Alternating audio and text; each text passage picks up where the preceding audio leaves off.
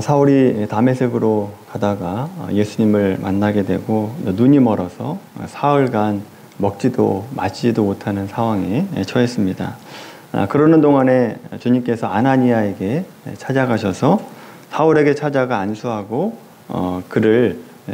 그에게 세례를 주라라고 하는 명령을 하십니다. 아나니아는 사울이 어떤 사람인지 알고 있었고 또 다메섹에 오는 이유가 무엇인지 알았기 때문에 그 명령에 거부하게 되죠. 그러자 예수님께서 또다시 아나니아에게 명령하시죠.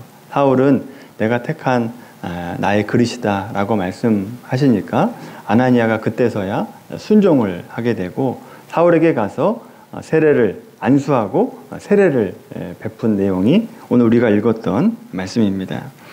바울과 아나니아의 만남은, 성경에 기록된 만남은 오늘 본문이 유일합니다. 그 이상도 나오지 않고 있다라고 하는 거죠. 짧은 만남이었습니다만 이 만남이 사울의 인생을 완전히 변화시키는 그런 만남이 되었습니다. 그래서 아나니아는 사울이 복음 전도자로 쓰임 받는데 크게 기여한 사람이다라고 말할 수 있게 되죠. 그런데 하나님께서 사울을 택한 나의 그릇으로 만들어 가는데 기여한 사람이 아나니아만이 아니다라고 하는 겁니다. 오늘 우리가 살펴보려고 하는 것은 사울을 변화시키기 위해서 하나님께서 얼마나 많은 사람들을 동원하시는가라고 하는 것을 보려고 합니다. 먼저 사울은 하나님의 사람으로 변화시키는데 계기를 만들어준 사람이 있습니다. 우리가 앞에서 보았던 스데반 집사님입니다. 스데반 집사님의 죽음은 세상적으로 볼 때 너무나 안타까운 죽음이죠. 우리가 볼 때도 너무나 안타깝습니다. 그러나 그 죽음을 통해서 복음이 사마리아와 또 다메섹과 또 수리아 안디옥까지 퍼지게 되고 가장 중요한 또 하나의 생명, 오늘 본문에 나오는 사도 바울에게 강력한 영향을 주게 되죠. 스데반 집사님이 죽는 모습을 사도 바울이 보게 됩니다. 그때 그 모습을 보면서 그 죽음이 당연한 죽음이다라고 생각을 했었는데 그 죽음이 너무나 범상치 않은 죽음이었다라고 하는 거죠. 그래서 그 죽음을 보면서 혼돈과 공허함을 느끼게 됩니다. 머리로는 혼돈과 공허함을 가지고 있는데 행동으로는 율법에 대한 열심을 가지고 다메섹으로 예수 믿는 자를 잡아 죽이려고 가고 있었다라고 하는 겁니다. 그렇게 가는 도중에 주님을 만나게 되고 그 혼돈하는 마음, 공허한 마음을 주님을 만나게 되면서 모든 것이 해결되는 은혜를 입게 되는 거죠. 그런 점에서 스데반 집사님은 사울을 복음 전도자로 변화시키는데 중요한 계기를 만든 사람이다라고 말할 수 있습니다. 또 바울을 본격적으로 복음 전도자로 초청한 사람이 있습니다. 그 사람이 바로 바나바라고 한 사람입니다.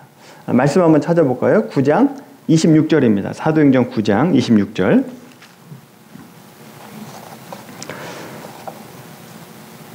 사도행전 9장 26절, 27절 말씀입니다. 같이 읽겠습니다. 시작. 사울이 예루살렘에 가서 제자들을 사귀고자 하나 다 두려워하여 그가 제자됨을 믿지 아니하니 바나바가 데리고 사도들에게 가서 그가 길에서 어떻게 주를 보았는지와 주께서 그에게 말씀하신 일과 다메섹에서 그가 어떻게 예수의 이름으로 담대히 말하였는지를 전하니라. 아멘. 바울이 다메섹으로 가는 길에 예수님을 만나고 아나니아를 통해서 회복이 됩니다. 그리고 다메섹에서 예수님을 전하게 되는데 근데 다메섹에 있었던 유대인들의 살기로 인해서 다메섹에 머물지 못하게 됩니다. 그래서 아라비아 광야로 떠나게 되죠. 거기서 3년의 시간을 보내게 됩니다. 자, 3년의 훈련을 받고 예루살렘으로 돌아오게 됩니다. 돌아왔는데 여전히 사울을 두려워하는 사람들이 있었다라고 하는 거죠. 가까이 하려고 하지 않았습니다. 그때 중재자가 누구냐? 바로 바나바라고 한 사람이 중재를 하게 됩니다. 워낙 사울에 대한 불신이 강하기 때문에 바나바가 중재자로 되어서 사람들과 사도들과 회복을 하게 되죠. 자, 그럼에도 불구하고 워낙 사울에 대한 불신이 강함으로 인해서 예루살렘에서 사역하지 못하고 사울이 결국 자기 고향인 다소로 가게 됩니다. 거기서 10년을 머물게 되죠. 자, 그쯤에 안디옥 교회가 크게 이제 부흥을 했다라고 하는 소식을 듣고 예루살렘 본부에서 수리아 안디옥으로 담임 목사를 파송하게 되는데 그 사람이 바로 바나바입니다. 바나바가 수리아 안디옥 교회를 목회를 할 때 가만히 보니까 자기 혼자로는 감당이 안 될 것 같으니까 그때 사도 바울을 생각하게 된 겁니다. 그래서 바나바는 수리아 안디옥 교회 사역을 같이 함께할 사울을 생각하게 되고 다소로 직접 찾아가서 바울을 사역자로 초청을 하게 됩니다. 자, 그 내용이 사도행전 11장에 나옵니다. 사도행전 11장 25절, 26절 말씀입니다. 사도행전 11장 25절, 26절 말씀입니다. 같이 읽겠습니다. 시작. 바나바가 사울을 찾으러 다소에 가서 만남에 안디옥에 데리고 와서 둘이 교회에 1년간 모여 있어 큰 무리를 가르쳤고 제자들이 안디옥에서 비로소 그리스도인이라 일컬음을 받게 되었더라. 아멘. 바나바는요, 사울을 교회의 사역자로 초청했던 사람입니다. 함께 일할 수 있는 동역자로 세우면서 드디어 사울이 하나님의 일을 하기 시작했다라고 하는 것을 보게 되죠. 여러분, 사울을 택한 나의 그릇으로 만들었던 숨은 조력자가 있습니다. 1차 선교 여행 때 바나바와 사울과 또 한 명 마가가 1차 선교팀에 합류를 하게 됩니다. 자, 그러다가 밤빌리아에 있는 버가라고 하는 곳에 도착을 하게 되는데 마가는 거기에서 더 이상 나는 선교팀에 합류하지 않겠다, 떠나겠다라고 하면서 돌아가게 됩니다. 그 내용이 사도행전 13장 13절에 나오게 되는데 마가가 왜 돌아갔는지에 대해서는 명확하지가 않습니다. 원래 계획이 없던 선교 여행에 내가 함께하지 못하겠다라고 해서 돌아갔는지 아니면 거기에서 지나가려면 토로스 산맥이라고 하는 험한 산을 넘어가야 되는데 너무 힘들 것 같아서 마가 여행에 돌아갔다라고 하는 학자들의 이야기가 있습니다. 어쨌거나 그 마가 요한이 거기서 떠났다라고 하는 거죠. 자, 그리고 사울이 1차 선교여행을 마치고 2차 선교여행을 시작할 때 마가 요한을 선교팀에 합류시킬 것이냐 말 것이냐에 대한 갈등이 생기게 됩니다. 바나바와 갈등이 생기게 되죠. 자, 그 갈등의 내용이 사도행전 15장에 나옵니다. 찾아보겠습니다. 사도행전 15장 37절 말씀입니다. 사도행전 15장 37절부터 39절까지 말씀입니다. 같이 읽겠습니다. 바나바는 마가라는 요한도 데리고 가고자 하나 바울은 밤빌리아에서 자기들을 떠나 함께 일하러 가지 아니한 자를 데리고 가는 것이 옳지 않다 하여 서로 심히 다투어 피차 갈라서니 바나바는 마가를 데리고 배에 타고 구브로로 가고. 아멘. 마가를 데리고 가자라고 하는 바나바와 데리고 갈 수 없다라고 얘기하는 바울이 부딪히게 되죠.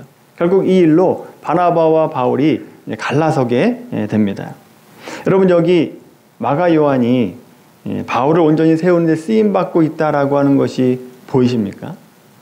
이 갈등으로 바울을 세우고 있다라고 하는 겁니다. 하나님은요, 좋은 일로만 우리를 훈련시키는 것이 아니라 우리의 쓴뿌리를 직면하게 하시면서 우리를 훈련해 나가신다라고 하는 거죠.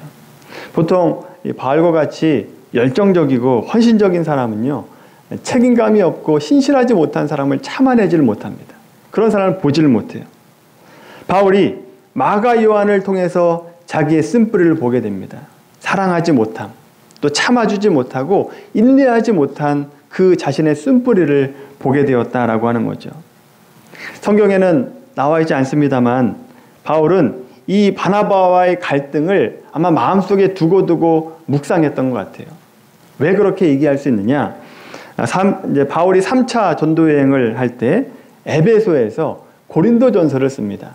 고린도에 편지를 쓰게 되는데 그 편지에 보면 고린도전서 13장 말씀을 보시면 사랑에 관해서 바울이 쓰고 있는 내용이 나오죠. 한번 찾아보겠습니다. 고린도전서 13장 말씀입니다. 신약성경 279페이지입니다.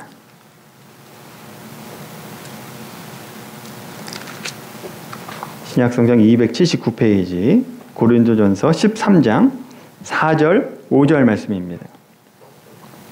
같이 한번 읽어보겠습니다. 시작. 사랑은 오래 참고 사랑은 온유하며 시기하지 아니하며 사랑은 자랑하지 아니하며 교만하지 아니하며 무례히 행하지 아니하며 자기의 유익을 구하지 아니하며 성내지 아니하며 악한 것을 생각하지 아니하며. 아멘. 여러분, 사랑은 오래 참고 온유한 겁니다. 근데 여러분, 마가 요한의 일로 인해서 오래 참지 못했고 온유하지 못했던 자신의 모습을 보면서 내가 사랑이 없었구나라고 하는 것을 바울이 깨닫게 되었다라고 하는 겁니다. 사랑은 무례히 행하지 않는 것이다 라고 얘기합니다. 근데 여러분, 바나바에게 얼마나 무례했습니까? 바나바가 누굽니까? 앞에서 말씀드렸지 않습니까? 사울에게 바나바는요, 자기의 오해를 풀어줬던 사람입니다. 그리고 사역의 현장에 직접 초대했던 사람이 바나바였습니다. 그래서 사울에게 있어서는 바나바는 영적인 스승입니다. 그런데 바나바에게 얼마나 무례했습니까? 사랑은 성내지 않는 것이다 라고 얘기하는데 마가 요한 때문에 얼마나 성을 냈습니까? 둘이 갈라설 정도였다면 둘이 성을 냈다는 얘기입니다. 화냈다라고 한 얘기죠. 결국 바울 자신의 사랑 없음을 발견하고 고린도전서 13장에서 고백을 하고 있는 겁니다. 사실 자기에 관한 얘기를 하고 있는 것이다 라고 하는 거죠. 이처럼 바울은요, 좋은 일로만 훈련받은 것이 아니라 자신의 쓴뿌리를 보게 되면서 훈련되어졌다라고 하는 것을 발견하게 되죠.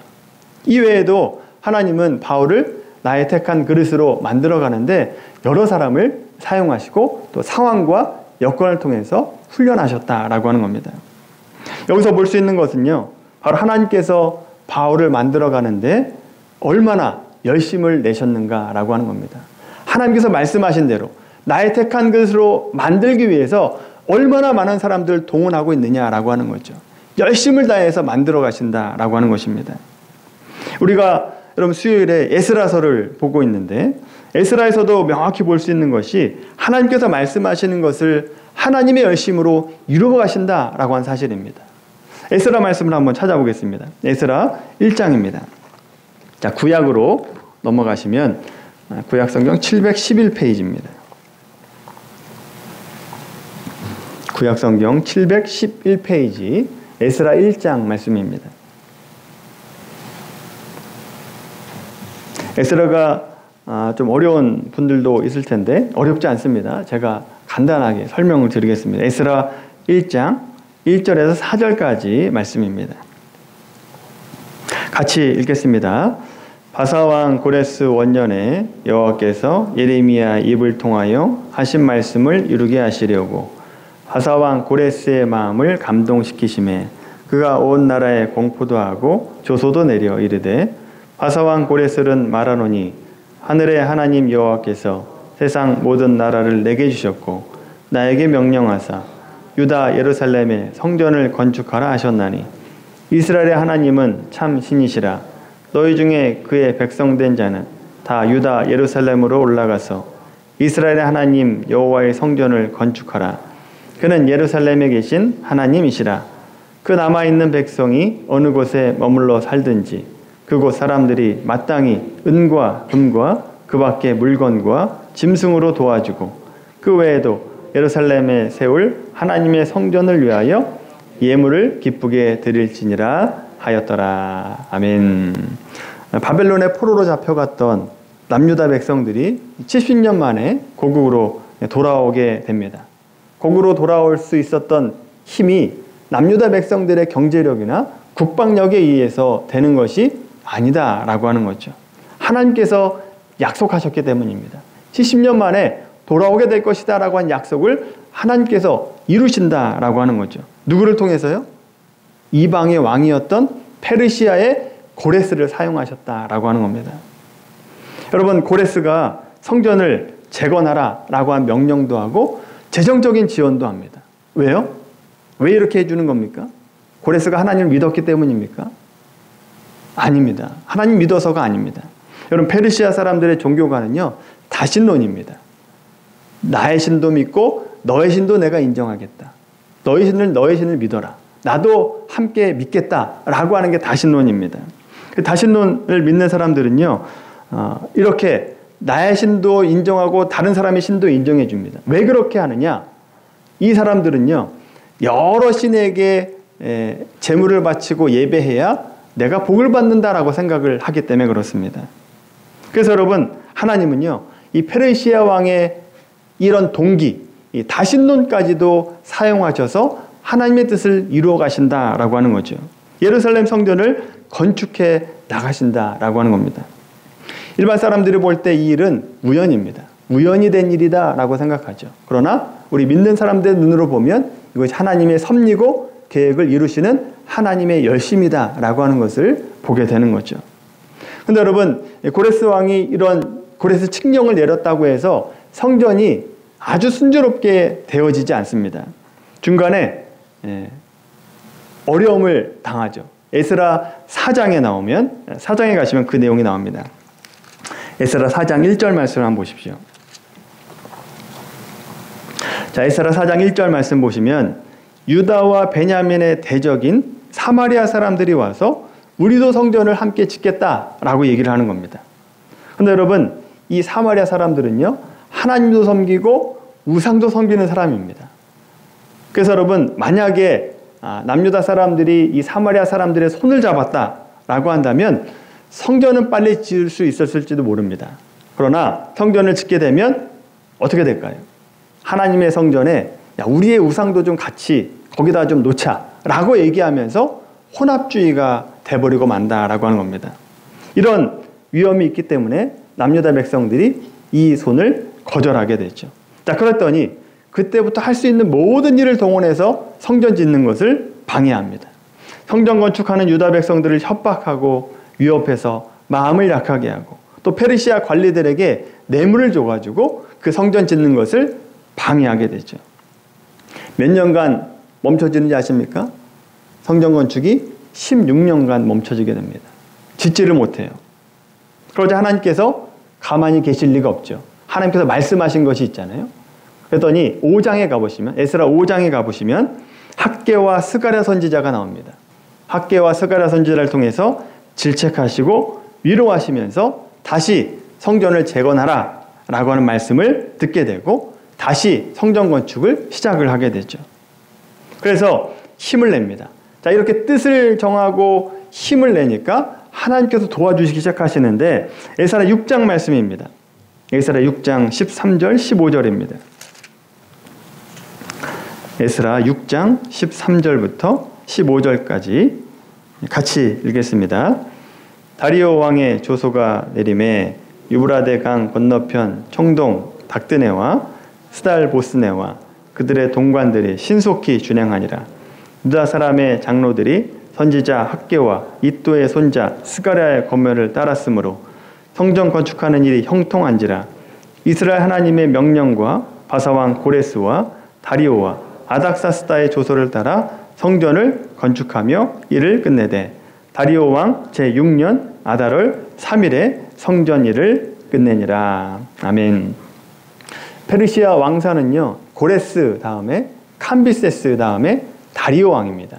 16년간 멈춰졌다 그랬죠. 고레스에 시작됐는데 다리오 왕까지 멈춰지게 됩니다. 자, 다리오 왕 때에 드디어 성전이 건축이 시작이 되고 다시 건축이 시작되면서 4년 만에 건축을 마무리합니다. 자, 16년간 멈춰졌던 그 일이 다리오 왕을 통해서 하나님께서 일하시니까 4년 만에 건축이 완공되었다라고 하는 겁니다. 이렇게 해서 주전 586년에 예루살렘 성전이 무너졌는데 70년 후인 주전 516년에 성전이 재건되게 되는 거죠. 스룹바벨 성전이 완성이 됩니다. 자, 이처럼 하나님께서 하시겠다라고 하면 안 이루어지는 것이 없다라고 하는 거죠. 방해는 있지만 결국 하나님의 열심으로 이루어 가신다라고 하는 것입니다. 이런 하나님이 우리가 믿는 하나님입니다.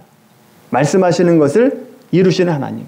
열심을 다해서 이루시는 분이 바로 하나님이시다라고 하는 거죠. 그런데 여러분, 우리는 그 신실하신 하나님을 의심할 때가 너무나 많습니다. 특히 구원 문제에 대해서 의심할 때가 많죠. 요한복음 5장 24절 말씀 보시면 내가 진실로 진실로 너희에게 이르노니 내 말을 듣고 또 나 보내신 이를 믿는 자는 영생을 얻었고 심판에 이르지 아니하느니 사망에서 생명으로 옮겼느니라 라고 얘기합니다. 사망으로 생명으로 옮겨질 것이다가 아닙니다. 옮겼느니라입니다. 현재형으로 되어 있다라고 하는 거죠. 즉시 이루어지는 사건이다 라고 하는 겁니다. 그래서 여러분, 하나님의 구원은요, 줬다가 뺏었다 하는 게 아닙니다.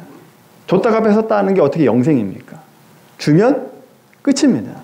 영생을 이루게 되는 것이다 라고 하는 거죠. 근데 우리는요, 우리 문제가 생기고 고통이 오면 내가 구원받은 것이 맞는가? 나를 구원해 주신 하나님이 살아계신가? 이런 생각을 한다고요. 우리가 예수님을 영접하고 믿음으로 고백을 하고 확신이 있으면 여러분, 영생에 관한 문제는, 구원에 관한 문제는 끝난 겁니다. 우리가 구원의 확신을 가지고 있어야 된다라고 하는 거죠. 자, 구원을 확인했다라고 한다면 그 다음 진리를 통해서 자신을 변화시키고 성장해 나가려고 하는 노력을 해야 되는 거죠. 바울에게도 하나님께서 여러 사람을 통해서 훈련시켜 나갔던 것처럼 우리에게도 여러 사람을 통해서 변화시키시고 성장시켜 나가신다라고 하는 겁니다. 비록 그것이 어려움이고 고난일지라도 그 일은 구원을 취소하려고 하는 것이 아니라 우리를 완성시켜 나가시는 하나님의 손길이다라고 하는 겁니다. 특별히 그 일을 누구를 통해서 할까요? 가장 많이는 아마 자녀를 통해서 많이 할 겁니다. 그런데 자녀를 통해서만 하는 게 아닙니다. 교회를 통해서 합니다. 특별히 목장을 통해서 하나님께서 훈련시켜 나가신다라고 하는 거죠. 여러분, 이제 원형 목장이 시작이 되고 그 이후에 목장 모임이 시작이 될 텐데, 여러분, 목장 모임을 할 때 이런 마음을 가지고 하셔야 됩니다. 목장 모임은 나를 훈련시키는 장소구나. 나를 다듬는 장소구나. 그러니까 우리가 학교에서 배우는 것처럼 영적인 성장을 위해서 훈련을 어디서 하느냐? 바로 목장에서 하는구나 라고 하는 생각을 하셔야 됩니다. 그래서 여러분, 목장에 가보시면요, 스테반 같이 나에게 도전을 주는 사람이 있습니다. 내가 이것이 부족했는데 저분을 통해서 내가 새로 깨닫고 도전을 받습니다. 또 목장에는요, 아나니아와 같은 사람이 있습니다. 그래서 나를 예수님 믿게 만들어주는 사람이 있다라고 하는 거죠. 또 목장에는요, 바나바와 같은 사람이 있어서 나를 이끌어주는 사람이 있습니다. 영적으로 끌어주는 사람이 있다라고 하는 거죠. 또 목장에는요, 브리스길라와 아굴라 같은 사람이 있어서 나를 위로해주고 나를 도와주는 사람들이 있다라고 하는 거죠. 근데 여러분, 한 가지 더 있습니다. 이것을 잊어버리면 안 됩니다. 목장 안에는요, 마가와 같이 나랑 부딪히는 사람이 있습니다. 내 의견과 맞지 않은 사람이 있다라고 하는 거죠. 심지어 목장 안에는요, 내 신앙을 방해하는 사람들이 있습니다. 내 마음을 흔들어 놓는 사람이 있다라고 하는 거죠. 이런 모든 사람과 사건을 통해서 하나님은 나를 다듬어 가시고 훈련시켜 나가서 장성한 분량으로 자라나게 하신다라고 하는 거죠. 그래서 여러분, 만약에 갈등이 있다라고 한다면 목장을 옮겨야 되겠다, 이런 생각을 하시면 안 됩니다. 갈등이 있으면 그 갈등의 문제를 가지고 기도하셔야 됩니다. 어떻게 내가 이 갈등을 해결해 나갈 것인가? 예수님께서 주시는 마음이 어떤 마음인가? 라고 하는 것을 묵상하고 갈등을 그 안에서 해결해 나가셔야 된다라고 하는 거죠. 옮기면요, 훈련이 안 됩니다. 그래서 한번 목장이 정해지면 옮겨주지 않습니다. 거기에서 지지고 볶고 싸워서 영적으로 성장하라고 절대로 옮겨주지 않습니다. 여러분, 이런 과정에서 우리가 잊지 말아야 될 것이 있습니다. 하나님의 열심으로 나를 만들어 나가신다라고 하는 겁니다. 바울을 만들어 가셨던 하나님께서 동일하게 우리를 만들어 가신다라고 하는 거죠. 여러 사람과 환경을 통해서 빚어 가시면서 반드시 좋은 열매로 맺게 하신다라고 하는 겁니다. 하나님의 열심으로 하십니다. 우리가 열심히 있어서가 아니라 하나님께서 열심을 내시기 때문에 그 일을 반드시 이뤄내신다라고 하는 거죠. 여러분, 이것을 믿으시고 여러분이 당한 상황과 여건과 또 사람들 때문에 좌절하지 마시고 낙담하지 마시고 이 일을 통해서 나를 어떻게 만들어 가실까라고 하는 것을 기대하시고 소망하시고 기도하시면서 그 일을 견뎌서 여러분이 예수님 닮는 성품과 예수님을 닮아가는 그런 인격을 갖는 우리 모두가 되기를 주님의 이름으로 간절히 축원합니다.